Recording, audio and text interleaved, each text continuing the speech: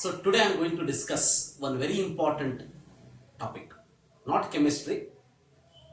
Yesterday we got the news that ನಿನ್ನೆ ನಮಗೊಂದು news ಬಂತು ಹೌದಾ. So JEE NEET exam postpone ಆಗಿದೆ ಅಂತ ಹೇಳಿ. Hence I come up with another video, that is ಹೌದು ಪೋಸ್ಟ್ಪೋನ್ ಆಗಿದೆ, how to take the advantage of it.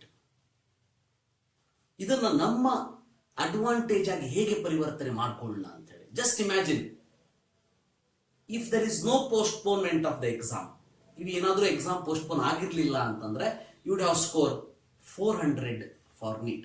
Only I am talking about NEET today. 400 720ಗೆ 400 ಸ್ಕೋರ್ ಮಾಡ್ತಿದ್ರಿ ಅಂತ ಇಟ್ಕೊಳ್ಳೋಣ. ಈಗ ಪೋಸ್ಟ್ಪೋನ್ ಆಗಿದೆ ಹೌದಾ, you take it as advantage, you have to score 500 ನಾವು. ಅರ್ಥ ಆಗ್ತಿದೆ ನಾ ಹೇಳ್ತಿರೋದು? You would have score 500 if exam is scheduled on same 26th of July, but ಈಗ 13 September ಅಂದಾಗ you have to score, you have to increase your marks to 550. ಅದೇ ರೀತಿ 550 ಮಾಡೋರು 600ಗೆ ಟ್ರೈ ಮಾಡೋಣಂತೆ. 600ಗೆ ಇರುವಂತಹ ಕೆಪಾಸಿಟಿ 650 ಇರೋರು 680, ಲೈಕ್ ದಿಸ್ ನಮ್ಮ ಕೆಪಾಸಿಟಿಯನ್ನು ನಾವು ಇನ್ಕ್ರೀಸ್ ಮಾಡ್ಕೊಳ್ತಾ ಹೋಗೋಣಂತೆ. That is the advantage what you have to take it from the postponement of the exam. I will tell you one story. ನಾ ಒಂದು ಕತೆ ಹೇಳ್ತೀನಿ ಇವತ್ತು. ಅದರ ದ ಹೆಡ್ಡಿಂಗ್ ಏನು ಇಟ್ಕೊಳ್ಳೋಣ ಅಂತಂದ್ರೆ ಪಶ್ಚಾತ್ತಾಪ ಅಂತ ಇಟ್ಕೊಳ್ಳೋಣ ಅಂತ, ಅಥವಾ ಹಿಂದಿ ಒಳಗೆ ಯು ಕ್ಯಾನ್ ಸೇ ದಟ್ ಕಾಶ್ ಮುಜೆ ಪತಾ ಹೋತಾ ಅಂತ ಹೇಳಿ ಹಿಂದಿ ಒಳಗೆ ಇಟ್ಕೊಳ್ಳೋಣ ಅಂತ. ದರ್ ವಾಸ್ ಒನ್ ಕಾರ್ಪೆಂಟರ್, ಬಡಗಿ ಇದ್ದ, ಒಂದು ಕಂಪ್ನಿಯಲ್ಲಿ ಕೆಲಸ ಮಾಡ್ತಾ ಇದ್ದ. He was working for around 40 to 45 years, ಅಂದ್ರೆ 40 ರಿಂದ 45 ವರ್ಷ ಅದೇ ಕಂಪನಿಗೆ ತನ್ನ ಒಂದು ಜೀವನವನ್ನು ಮುಡಿಪಾಗಿಟ್ಟು ವರ್ಕ್ ಮಾಡ್ತಾ ಇದ್ದ. ಸೊ ಹೀಗೆ 40-45 ವರ್ಷ ವರ್ಕ್ ಮಾಡಿದ್ಮೇಲೆ ಅವನಿಗೆ ಅನಿಸ್ತು, ಇನ್ನು ಉಳಿದಿರುವಂತಹ ಜೀವನವನ್ನ ಸಂಸಾರದ ಜೊತೆಗೆ ಹೆಂಡತಿ ಮಕ್ಕಳ ಜೊತೆಗೆ ಕಳೆಯೋಣ ಅಂತೇಳಿ. ಅದಕ್ಕಾಗಿ ಅವತ್ತೊಂದಿನ ಎದ್ದು ಬಾಸ್ ಹತ್ರ ಹೋಗಿ ಹೇಳ್ತಾನೆ, ಸೊ ನಾನು ನಾಳೆಯಿಂದ ಕೆಲಸಕ್ಕೆ ಬರೋದಿಲ್ಲ, ನನ್ನ ಸಂಬಳವನ್ನು ಸೆಟ್ಲ್ ಮಾಡಿಕೊಟ್ಬಿಡಿ, ಯಾಕಂದ್ರೆ ನಾನು ಇನ್ನು ಮೇಲೆ ನನ್ನ ಉಳಿದಿರುವಂತಹ ಜೀವನವನ್ನು ನಾನು ನನ್ನ ಸಂಸಾರದಲ್ಲಿ ಕಳಿಬೇಕು, ಖುಷಿಯಿಂದ ಕಳಿಬೇಕು. ಅವಾಗ ಬಾಸ್ಗೆ ಬಹಳ ಬೇಜಾರಾಗ್ತದೆ. ಯಾಕೆ ಬೇಜಾರಾಗ್ತದೆ ಅಂತಂದ್ರೆ ಎವ್ರಿ ಬಾಸ್ ಚಲೋ ಒಬ್ಬ ಗುಡ್ ವರ್ಕರ್ ಬಿಟ್ಟು ಹೋಗ್ತಾನೆ ಅಥವಾ ರಿಟೈರ್ಡ್ ಆಗ್ತಾನೆ ಅಂತಂದಾಗ ಡೆಫಿನೆಟ್ಲಿ ಬೇಜಾರಾಗ್ತದೆ. ಸೊ ಅವನಿಗೂ ಕೂಡ ಬೇಜಾರಾಯ್ತು, ಯಾಕಂದ್ರೆ ಸಿಟಿ ಒಳಗೆ ಬೆಸ್ಟ್ ಹೌಸಸ್ ಅನ್ನ ಕನ್ಸ್ಟ್ರಕ್ಟ್ ಮಾಡಿರುವಂತಹ ಕಾರ್ಪೆಂಟರ್ ಅವನು. ಈ ರೀತಿ ಇದ್ದಾಗ ಅವನು ಬಿಟ್ಕೊಡ್ಲಿಕ್ಕೆ ಮನಸ್ಸಾಗ್ಲಿಲ್ಲ. ಆದ್ರೂ ಮನಸ್ಸಲ್ಲಿ ಏನೋ ಒಂದು ಥಿಂಕ್ ಮಾಡಿ ಆ ಕೆಲಸದ ಕಾರ್ಪೆಂಟರ್ಗೆ ಹೇಳ್ತಾನೆ, ಬಾಸ್ ನಿನಗೆ ಇನ್ನೂ ಒಂದು 2 ತಿಂಗಳ ನನ್ನ ಜೊತೆ ವರ್ಕ್ ಮಾಡು, ಐ ವಿಲ್ ಬೆಗ್ಗಿಂಗ್ ಯು, ನಾನಿನ್ನ ಬೇಡ್ಕೊಳ್ತಾ ಇದ್ದೀನಿ, 2 ತಿಂಗಳ ವರ್ಕ್ ಮಾಡು, ನನಗೊಂದು ಮನೆ ಕಟ್ಸ್ಕೊಡು, ನನಗೆ ನೀನೇ ಒಂದು ನಿತ್ತು ನನಗೊಂದು ಮನೆ ಕಟ್ಸ್ಕೊಡ್ಬೇಕು, ಇಷ್ಟು ವರ್ಷ ನೀ ಕಟ್ಟಿರುವಂತಹ ಮನೆಯಲ್ಲಿ ಇದು ಬೆಸ್ಟ್ ಮನೆ ಅಂತ ಅನ್ಸ್ಕೊಳ್ಬೇಕು, ಅಷ್ಟು ಚಲೋ ಮಾಡಿ ನೀನು ಕಟ್ಸ್ಕೊಡ್ಬೇಕು.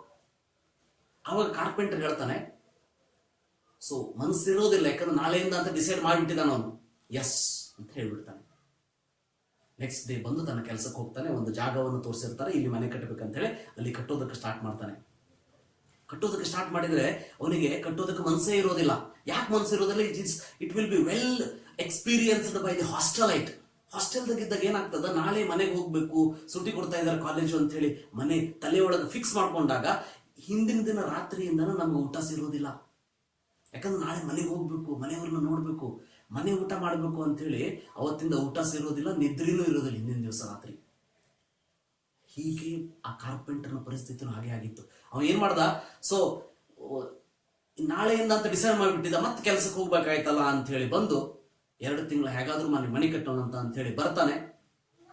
ಥಿಂಕ್ ಮಾಡ್ತಾನೆ, ಈಗೇನಾದ್ರೂ ನಾನು ಒಳ್ಳೊಳ್ಳೆ ಮಟೀರಿಯಲ್ ಅನ್ನ ಯೂಸ್ ಮಾಡಿ ಮನೆ ಕಟ್ಟೋದಕ್ಕೆ ಸ್ಟಾರ್ಟ್ ಮಾಡಿದ್ರೆ it will take more time. ಯಾಕಂದ್ರೆ ಅದನ್ನೆಲ್ಲ ಅಸೋಸಿಯೇಟ್ ಮಾಡಬೇಕು, ಅದನ್ನೆಲ್ಲ ಹೋಗಿ ಕ್ವಾಲಿಟಿ ಎಲ್ಲ ನೋಡಿ ಪರ್ಚೇಸ್ ಮಾಡ್ಕೊಂಡು ಬಂದು ಇಲ್ಲಿ ಬಂದು ಸೆಟ್ ಮಾಡಬೇಕು. ಅದಕ್ಕಾಗಿ ಏನ್ ಮಾಡ್ತಾನೆ, ಬಂದು ಒಂದಷ್ಟು ಮಟೀರಿಯಲ್ದಲ್ಲೇ ಚೆಂದಾಗಿ ಕಟ್ತಾನೆ. ಸೊ ಬೆಸ್ಟ್ ಕ್ವಾಲಿಟಿ ಬದಲಿಗೆ ಸ್ವಲ್ಪ ಸೆಕೆಂಡ್ ಕ್ವಾಲಿಟಿ ಮಟೀರಿಯಲ್ಸ್ ಅನ್ನ ತಂದು ಮನೆ ಕಟ್ತಾನೆ. ಮನೆಯೆಲ್ಲ ಕಟ್ಟಿದ ಮೇಲೆ 2 ತಿಂಗಳಕ್ಕಿಂತ ಮುಂಚೆನೆ ಕಟ್ಬಿಡ್ತಾನೆ, ಯಾಕಂದ್ರೆ ಅರ್ಜೆಂಟ್ ಇತ್ತು ಅವನಿಗೆ. ಅಷ್ಟು ಕಟ್ಟಿ ಅದನ್ನ ಆ ಚಾವಿ ತಗೊಂಡೋಗಿ ಆ ಬಾಸ್ ಕೈಯಲ್ಲಿ ಇಡ್ತಾನೆ. ಬಾಸ್ ಕೈಯಲ್ಲಿ ಇಟ್ಟಾಗ ಬಾಸ್ ಹೇಳ್ತಾನೆ, ನೀ ನಾಳೆ ಬಾ, ಹೋಗು, ನಾಳೆ ಎಲ್ಲ ನಾ ಸೆಟ್ಲ್ ಮಾಡ್ತೀನಿ ಅಂತ ಹೇಳಿ.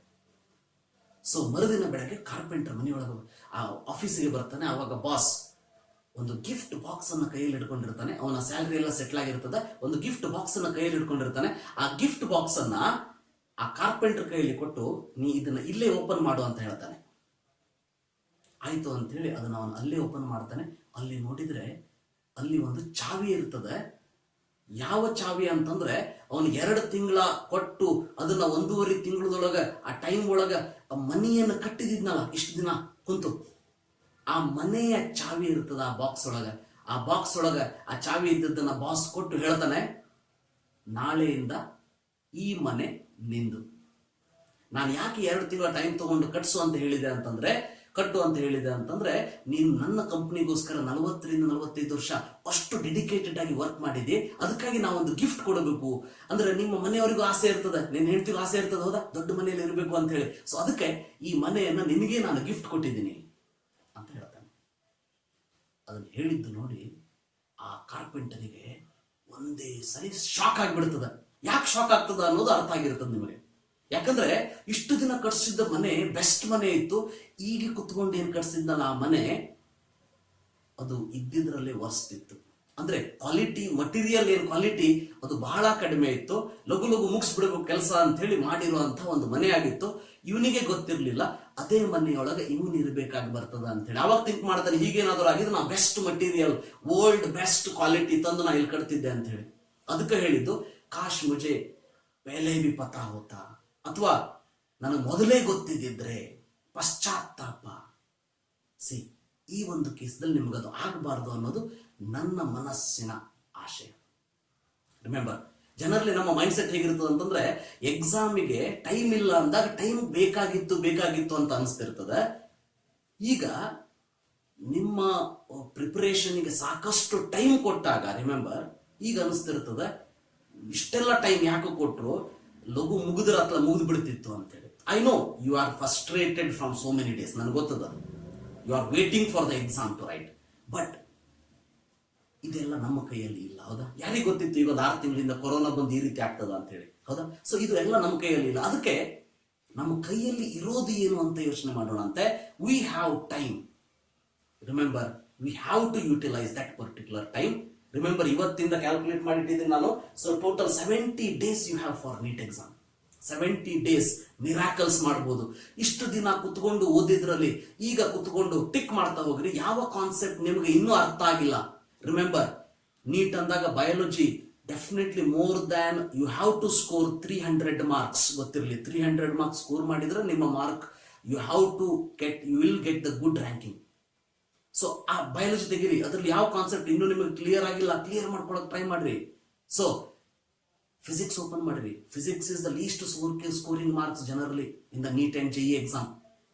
If you are a lover of physics, then definitely. But most of the students' marks which I have seen, first preference is chemistry. That marks will be very good. Then biology, and the least will be physics. ಅದಕ್ಕೆ physics ಅಲ್ಲಿ ಏನೇನು problem ಇದೆ ಎಲ್ಲದನ್ನು note down ಮಾಡ್ರಿ. ಅದನ್ನ solution ಹೇಗೆ ಸಿಗಬೇಕು, ಹೇಗೆ ಸಿಗ್ತದ ಅನ್ನೋದನ್ನ ಯೋಚನೆ ಮಾಡ್ರಿ. ಕೆಮಿಸ್ಟ್ರಿ ಒಳಗೆ ಏನೇನು ಪ್ರಾಬ್ಲಮ್ ಇದೆ, ಯಾವ ಕಾನ್ಸೆಪ್ಟ್ ನಿಮ್ಗೆ ಅರ್ಥ ಆಗಿಲ್ಲ ಅಂತ ನೀವು ಬಿಟ್ಟಿರ್ತಿರಲ್ಲ, ಅವೆಲ್ಲ ಕಾನ್ಸೆಪ್ಟ್ ಅನ್ನ ಒಂದು ಕಡೆ ಬರ್ಕೊಡ್ರಿ. ಅದನ್ನ ಟಿಕ್ ಮಾಡ್ತಾ ಹೋಗ್ರಿ. ಯಾವ್ದು ಅರ್ಥ ಆಗಿಲ್ಲ ಅದನ್ನ ಅರ್ಥ ಮಾಡ್ಕೊಳ್ಳೋದಕ್ಕೆ ಟ್ರೈ ಮಾಡಿ.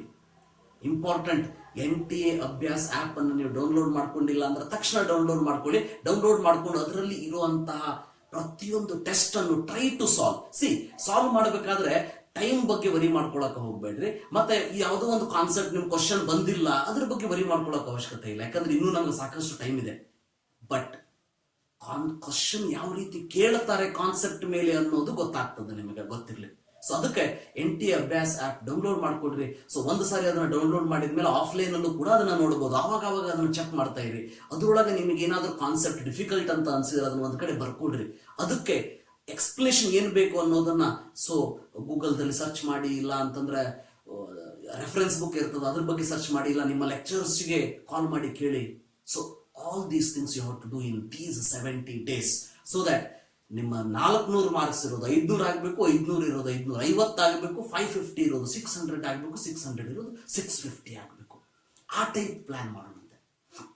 ಸೊ ರಿಮೆಂಬರ್, ಇವತ್ತು ಬೆಳಗ್ಗೆ ಒಂದು ಕಮೆಂಟ್ ಬಂತು, ಅದನ್ನು ಕೂಡ ಬರೆದಿಟ್ಟಿದ್ದೀನಿ, ಹೇಳ್ತೀನಿ ನಿಮಗೆ. ಸೊ ಒಬ್ಬ ಸ್ಟೂಡೆಂಟ್ ನನಗೆ ಕೇಳ್ತಾನೆ, sir everyone get more time because of this postponement of the exam, so competition will increase. Because of that reason I have demotivated what to do ಅಂತೇಳಿ. ಅಂದ್ರೆ ಅವನ ಪ್ರಾಬ್ಲಮ್ ಏನಂದ್ರೆ ಎಲ್ಲರಿಗೂ ಟೈಮ್ ಇಷ್ಟೇ ಸಿಗ್ತಾ ಇದೆ, ಜಾಸ್ತಿ ಸಿಗ್ತಾ ಇದೆ, ಹಾಗಾದ್ರೆ ಎಲ್ಲರೂ ಕುತ್ಕೊಂಡು ಓದ್ಲಿಕ್ಕೆ ಹೋಗ್ತಾರೆ, ಅವ ಕಾಂಪಿಟೇಷನ್ ಜಾಸ್ತಿ ಆಗ್ತದೆ, ನನ್ನ ಸೀಟ್ ಏನಾದ್ರೂ ತಪ್ಪು ಹೋಗ್ತದ ಅಂತ ಹೇಳಿ. Including that student I will tell you all. ನನಗೆ ಗೊತ್ತದ ಬಹಳಷ್ಟು ಮಂದಿ ಇದನ್ನು ಥಿಂಕ್ ಮಾಡ್ತಾ ಇದ್ದೀರಿ ಅಂತ ಹೇಳಿ. ಅದಕ್ಕಾಗಿ ಹೇಳ್ತಾ ಇದ್ದೀನಿ, definitely not listen to worry about that. So ಬೇರೆಯವರಿಗೆ ಸಿಕ್ಕಿರುವಂತಹ ಟೈಮು ನಿಮಗೂ ಕೂಡ ಸಿಕ್ಕಿದೆ, ಗೊತ್ತಿರಲಿ. ಬಟ್ ಬೇರೆಯವರು ಹೇಗೆ ಅದನ್ನು ಯುಟಿಲೈಸ್ ಮಾಡ್ಕೊಳ್ತಾರೋ ಅದು ನನಗೆ ಗೊತ್ತಿಲ್ಲ. ಬಟ್ ನನ್ನ ಟೈಮನ್ನು ನಾನು ಹೇಗೆ ಯುಟಿಲೈಸ್ ಮಾಡ್ಕೋಬೇಕು ಅನ್ನೋದು ನನಗೆ ಗೊತ್ತಿರಬೇಕು. ಇಷ್ಟು ದಿನ ಮಾಡಿರುವಂತ ತಪ್ಪನ್ನು ಕರೆಕ್ಷನ್ ಮಾಡ್ಕೊಳ್ಳೋಣ ಅಂತ. So at least now you will start studying. ಅಂದ್ರೆ ನಾವು ಮುಂದೆ ನೆಕ್ಸ್ಟ್ ಆ ಬಡಿಗೆ ಅಥವಾ ಕಾರ್ಪೆಂಟರ್ ಹಂಗೆ ಪಶ್ಚಾತ್ತಾಪ ಪಡೋ ಅವಶ್ಯಕತೆ ಇಲ್ಲ. ಈಗ ನಮ್ಮ ಕೈಯಲ್ಲಿ ಇದೆ, ನಮ್ಮ ಜೀವನವನ್ನ ಸುಂದರವಾಗಿ ಮಾಡ್ಕೊಳ್ಳುವಂತಹ ಅವಕಾಶ ನಮ್ಮ ಕೈಯಲ್ಲಿದೆ. ರಿಮೆಂಬರ್, ಕೊರೋನಾ ಬಂತು, ಅದಾಯ್ತು, ಇದಾಯ್ತು, ರೈಟ್, ಅವೆಲ್ಲದನ್ನು ಪಾಸಿಟಿವ್ ಆಗಿ ಕನ್ವರ್ಟ್ ಮಾಡ್ಕೊಳ್ಳೋಣಂತ. ಆ ಪಾಸಿಟಿವಿಟಿಯನ್ನ ಕೊನೆವರೆಗೂ ಇಟ್ಕೊಂಡು ವರ್ಕ್ ಮಾಡೋಣಂತೆ. ನಾ ಹೇಳ್ದಂಗೆ ಯಾವ ಕಾನ್ಸೆಪ್ಟ್ ಅರ್ಥ ಆಗಿಲ್ಲ ಅದನ್ನ ಕ್ಲಿಯರ್ ಮಾಡ್ಕೊಳ್ಳೋದಕ್ಕೆ ಇನ್ನೊಂದು ಚಾನ್ಸ್ ಕೊಟ್ಟಿದ್ದಾರೆ ಗೌರ್ಮೆಂಟ್ ಅವರು ಅಂತ ಅನ್ಕೊಂಡು ನಿಮ್ಮ 100% ಡೆಡಿಕೇಶನ್ ಅನ್ನು ಹಾಕಿ 100% ಇಂಟ್ರೆಸ್ಟ್ ಕೊಟ್ಟು ಓದಿರಿ. ಸೊ ಈಗ ಟೈಮ್ ಇದೆ, 12 ತಾಸು ಓದೋ ಅವಶ್ಯಕತೆ ಇಲ್ಲ. ನೀವು 4 ತಾಸು ಕೂತ್ಕೊಂಡು ಓದಿದ್ರು ಕೂಡ ಆ 4 ತಾಸು ಪ್ರೊಡಕ್ಟಿವ್ ಆಗಿರಬೇಕು. ಆ 4 hours should be very productive, that you have to achieve something out of it. See, postpone ಆಗಿದೆ, ಅದರ ಅಡ್ವಾಂಟೇಜ್ ಅನ್ನ ತಗೊಳ್ಳೋದು ಬಿಡೋದು ನಿಮ್ಮ ಕೈಯಲ್ಲಿದೆ. Decision is yours. Thank you. Have a nice day.